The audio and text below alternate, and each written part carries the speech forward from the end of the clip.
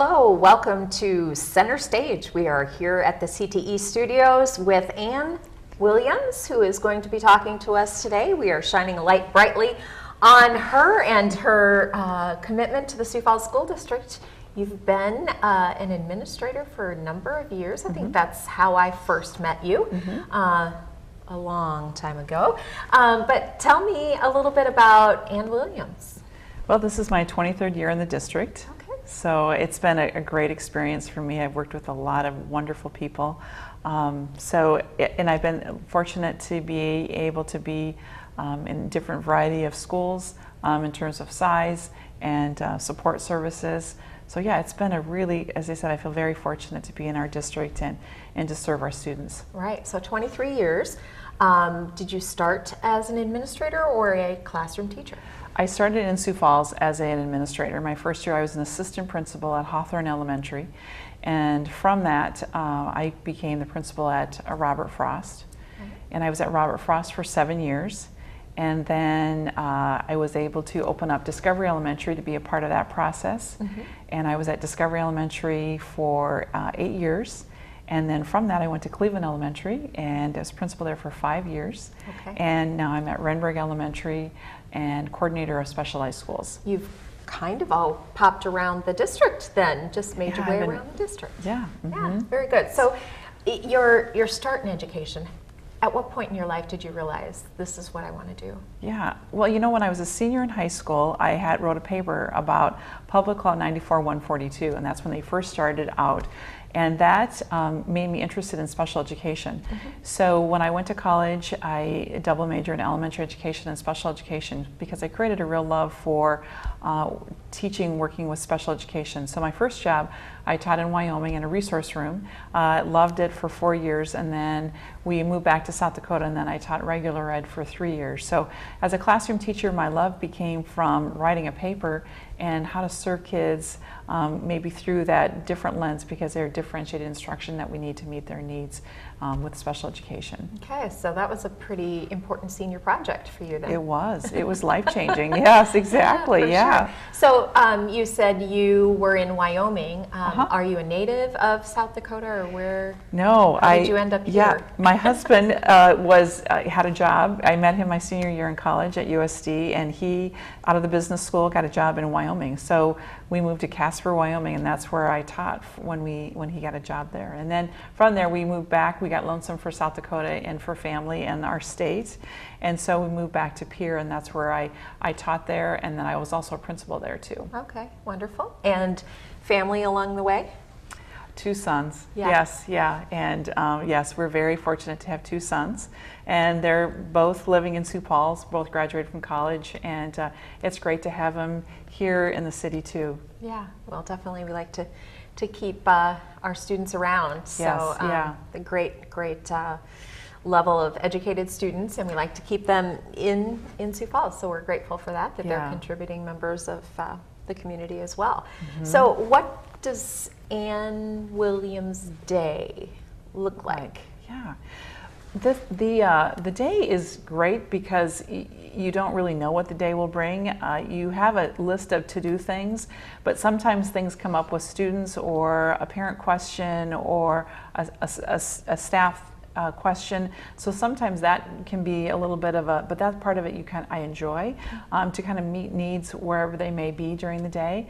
So you know, every day, luckily at Renberg, I've been able to be in classrooms every day, just checking in, seeing what students are learning.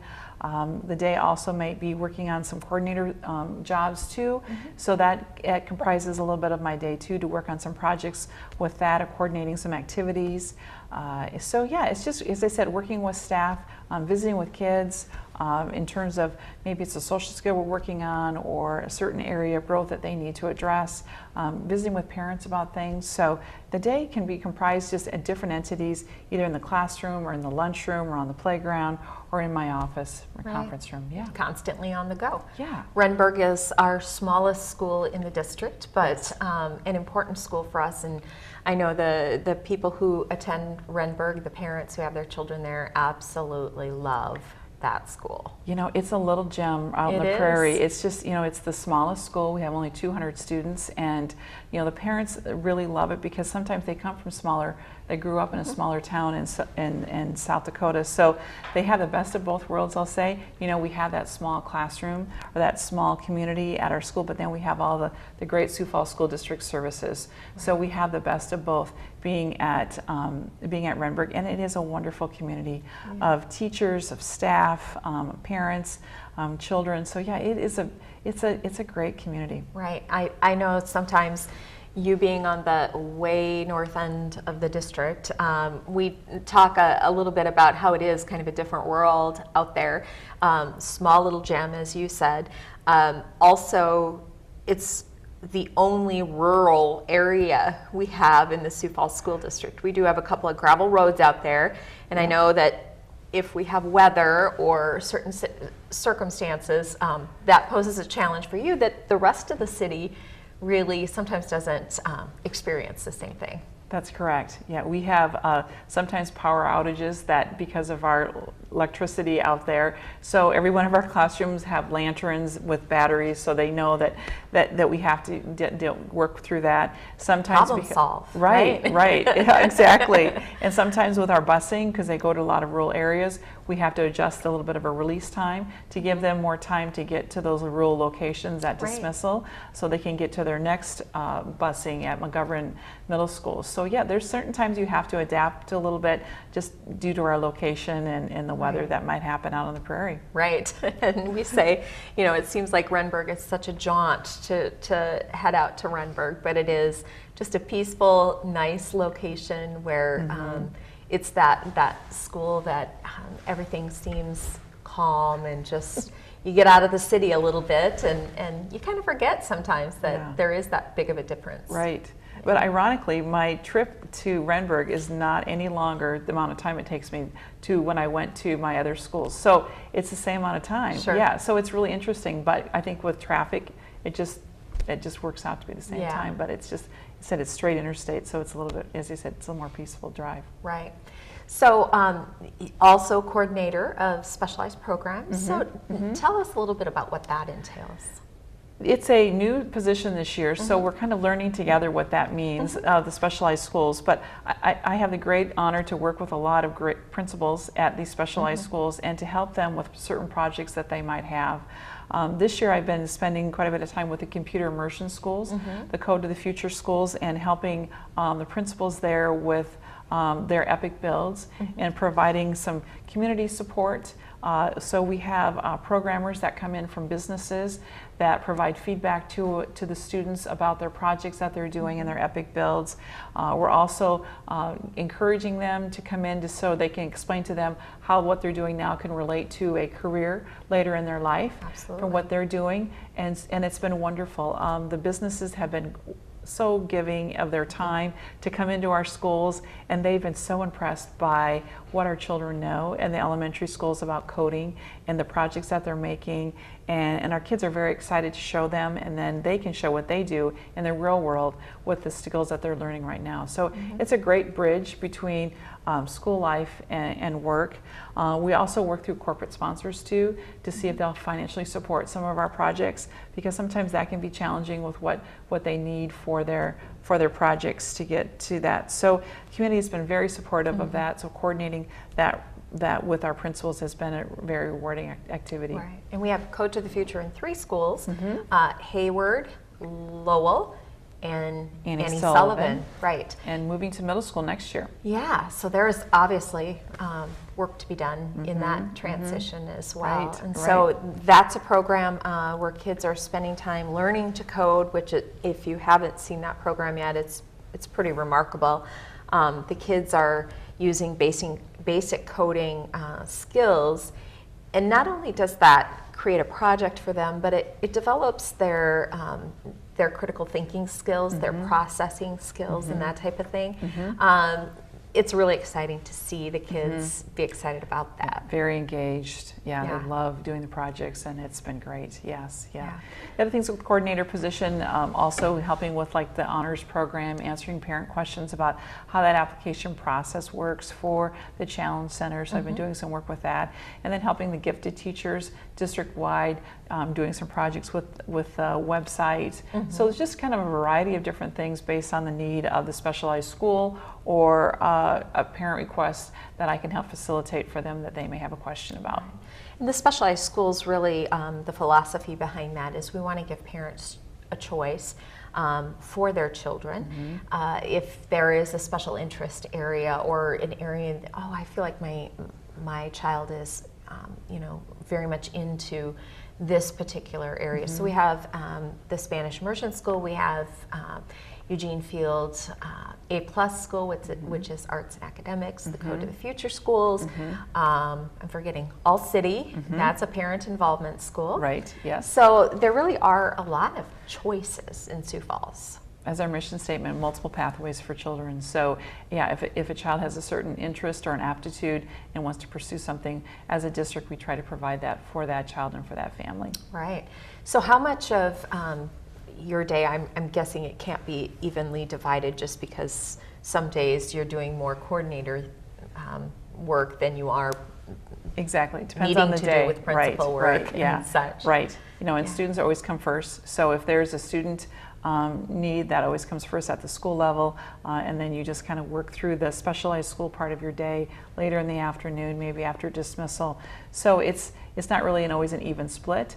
It's based kind of on the project or the need of the specialized school and the need of the child or the teacher that at that day. So it's not really clean that way. Yeah, your connection with the business community. What have you learned about the businesses out there in Sioux Falls?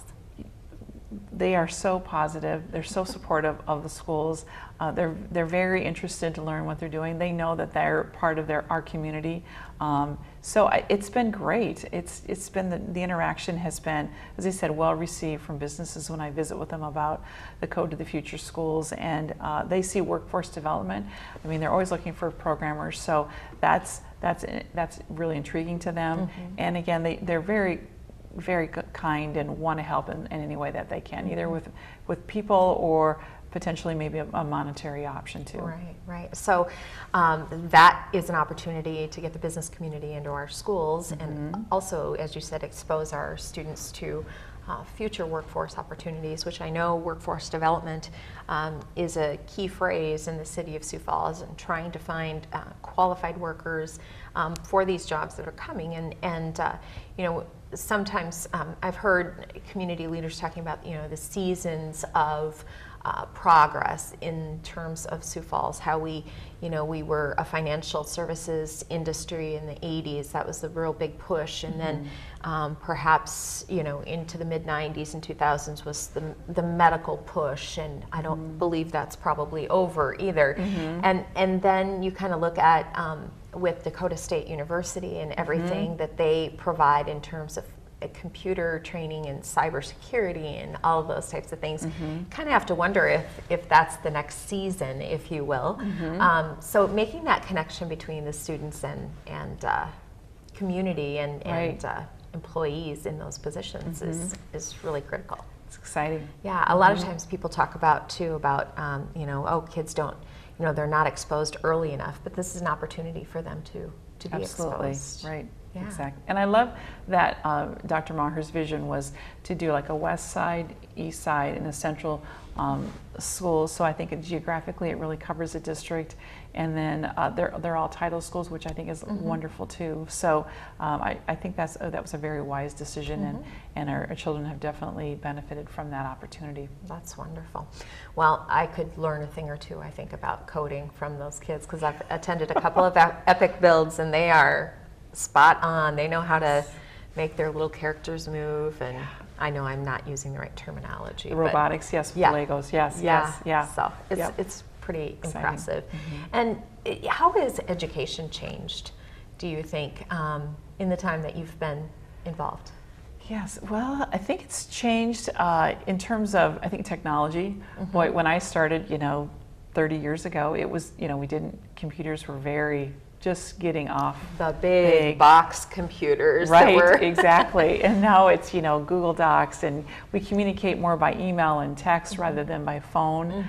So I think technology has changed over the years. I also think the community has been much more involved in schools, which I love that. That's great to have that connection between our businesses and our churches. I mean, we're really feeling like as a community we're working together. And I always think things are better done when we have systems rather than one person. And I see that collaboration again through many entities. Whereas maybe when I started it was just school and home, and now I see more again that connection with our business community, with our churches, different agencies that want to come in and help our students and our families. Right, and that is part of the district's strategic plan, is to have support in some way, shape, or form, whether that's parent support at PTAs or whether that is a business sponsor or something that comes alongside a school to help out with, whatever the needs are, and that having 100% of our schools have that community support. And you're so right. The relationships that have been established, and it's programs like Code to the Future, and it's programs like, or even like neighborhood schools, where we're welcoming people in and helping them see the benefits to our students and the benefits for our students to see into the future and what their careers might look like. Because when I started, we didn't have business partners or church partners, and both the schools that I've been at, Cleveland and here at Renner, our church connections are wonderful, that they provide support through clothing or through financial, or just coming in and volunteering in our schools. So yeah, just through the schools that I've been fortunate to be a part of, it's just really nice to see that connection with our kids and coming in. So yeah, and the other thing I think I've noticed since the change, which I think has been great, we differentiate much more now too.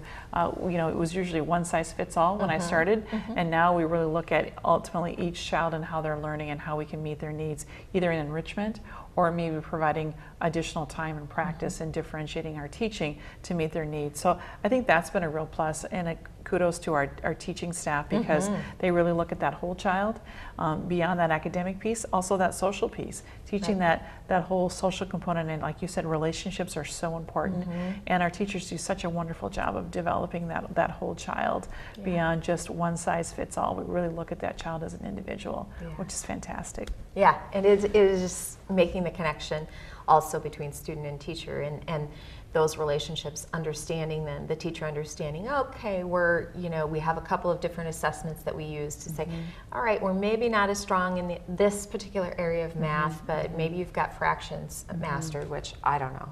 That's always been a challenge for me. I can get the basic fractions, but it's like when you're starting to multiply and divide fractions,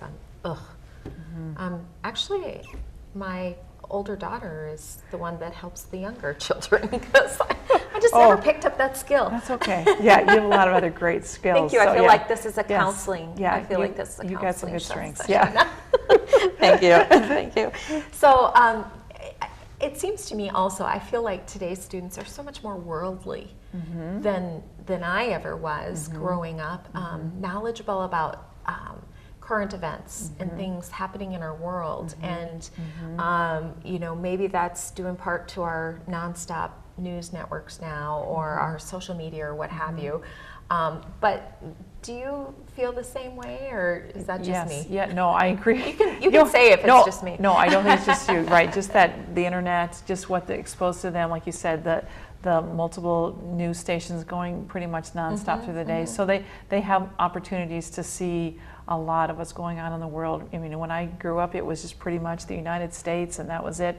But now our world is just so much more open, and they can see things in terms of different countries and what's going on. So I definitely agree. They are very knowledgeable about those things. I'll throw a curveball at you. Have you ever traveled outside the country and been in another part of the world that you found intriguing?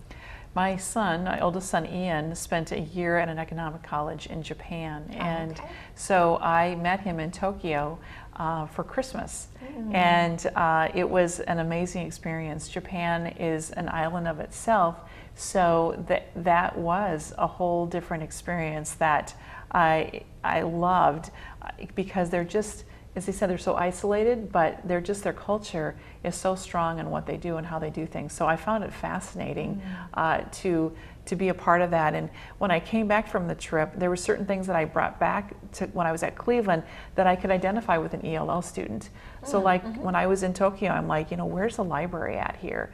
So that was something that we developed at Cleveland, sure. was a library night where our ELL families, maybe they don't know where the library is. Right before summer break, we can get them a library card and they can find out about summer library services. Right. So because those are things that I experienced kind of as an ELL person coming into Japan and not knowing the language, Right. not knowing the services. So that helped me grow as an educator when I came back to Cleveland to say, God, I kind of get what an ELL student goes through, and how can we provide support beyond the school year in those summertime, because some of those resources they may not know about. Right, So it was a really good experience, and it helped me grow as a person and grow as an educator to provide support for our ELL learners beyond the school day. Yeah, that's a really great, it's a great response to my question was just curiosity, but you really, really hit it out of the ballpark. Well, thank you. That's awesome.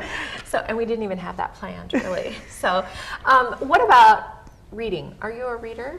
I am a reader. Yeah, Don't apologize. Okay, I love to read, and I have really good friends that provide excellent books for me, because I'm kind of lazy about getting a book. So they'll throw me a bone and say, I just read this book. This was a great book.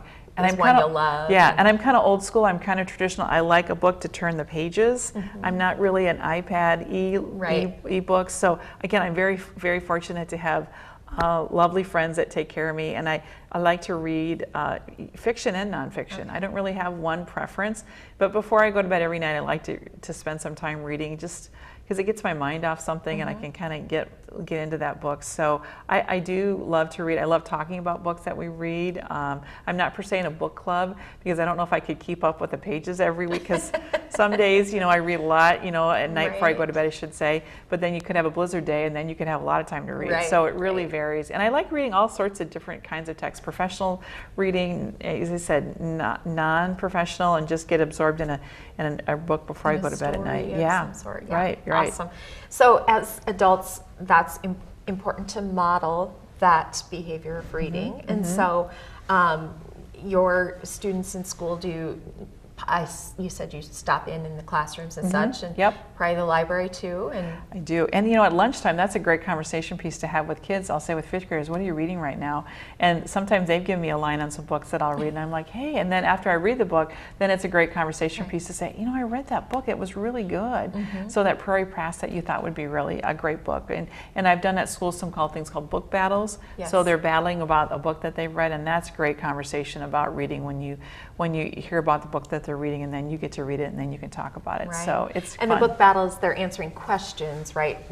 Teams, and they're competing about their knowledge of the book. Right. And so again, they're reading the book, recalling. So that comprehension piece is critical. Not just seeing words on a page and knowing what the word says, but really understanding and even developing some broader hypothesis of what do you think about this? I know my oldest is doing To Kill a Mockingbird right now, and so we were doing, how do you feel that Atticus, how was Atticus feeling at this time, and those types of things, and those are good thought process and critical thinking skills for students. Absolutely, and when they can identify with that character, and then they can process how they would problem solve it, that just creates that deeper understanding, that inferencing that they're learning from that character. Yes. Yeah, and the characters are great examples of either how you want to be as a person or how you want to be. And go either way. Right, exactly. Yeah. So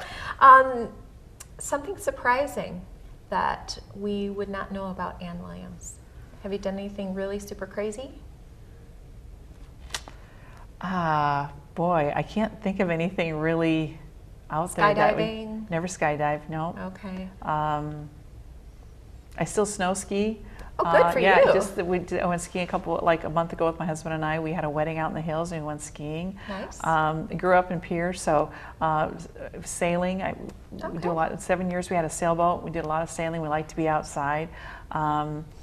Mountain biking, so I'm kind of more of a recreational person. Are you, when you say mountain biking, you're actually in trail type of thing, or are you Bike trail. Some family vacation one time, as the four of us, we did the Mickelson Trail beginning to end over 3 days, 50 miles a day. And our kids were like junior high and elementary, and they did great. So that was really fun. So I do the bike trail a lot too. We have a beautiful trail. Yes. Yeah, we're very fortunate in Sioux Falls to have that trail, and that's great. And then we also like the hills and mountain biking out there. So yeah, my husband likes to bicycle too. So it's kind of a nice thing we can do as a family and as a couple. So, but I haven't done anything really out there that I can say, wow, that was something that not everybody would do. Maybe in the next year you can do that. Hey, we can have you back in here about You it. never know, and I can tell you about it. Yeah.